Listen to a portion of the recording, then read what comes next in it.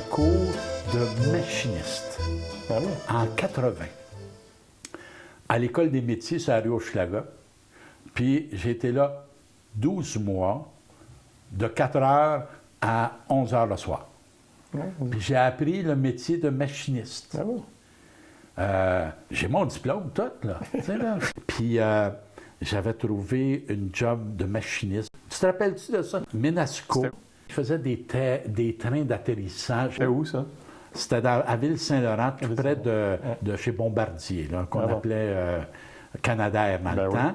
Puis au bout d'à peu près 3 semaines, 1 mois, le président du syndicat, il m'arrive en me disant, Jean, il y a 3 gars qui viennent me voir, là, puis ils me disent, tu connais-tu Nicole Trachy?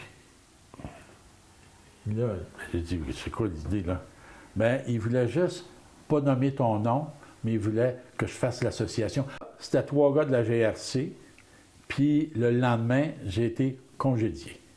Nicole était déjà elle était au comptoir alimentaire avec toi, elle était téléphoniste, elle était militante bien identifiée puisqu'elle a fait la grève, fait la campagne de syndicalisation.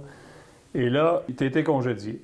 Congédié. Est-ce que le syndicat te défend? Mais non, parce que j'étais dans ma période de probation. De probation, c'est ça. Il n'y avait rien à faire, là, tu sais. Nicole, elle, toi, tu as été congédié à cause de ton appartenance, mais elle n'a jamais eu de problème à Bell Canada à cause de ça? Non. Non. Jamais, jamais, jamais. Elle était dans le syndicat, par de sa tête, puis ils l'ont jamais écœuré là-dessus, là. Jamais, jamais. Mais je trouve un autre job chez Accessoires Techniques. Ça, comme machiniste aussi? Comme machiniste. Puis là, je travaille, mais c'est toujours des... Ça, c'est non syndiqué, là, tu sais. Et au bout d'à peu près 1 an, 82, le boss fait faillite.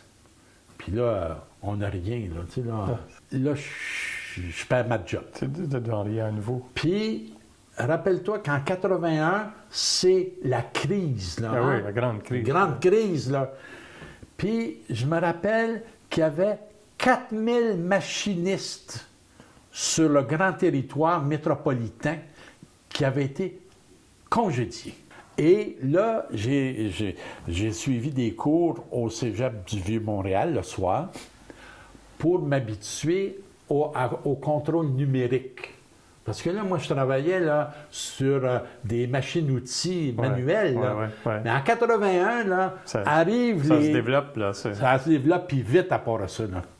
Ça fait que là, je m'en vais au Cégep du Vieux-Montréal pour suivre ces cours-là. J'ai un blocage. J'ai arrêté parce que je me disais, je ne serai jamais capable. Alors là, j'ai pris un job comme coordonnateur de la grande région de Montréal des Vitiers de la Biouf. C'est en lien avec la CEF. Ça, c'est un job à plein temps. À plein temps. C'était au centre Saint-Pierre-à-Port.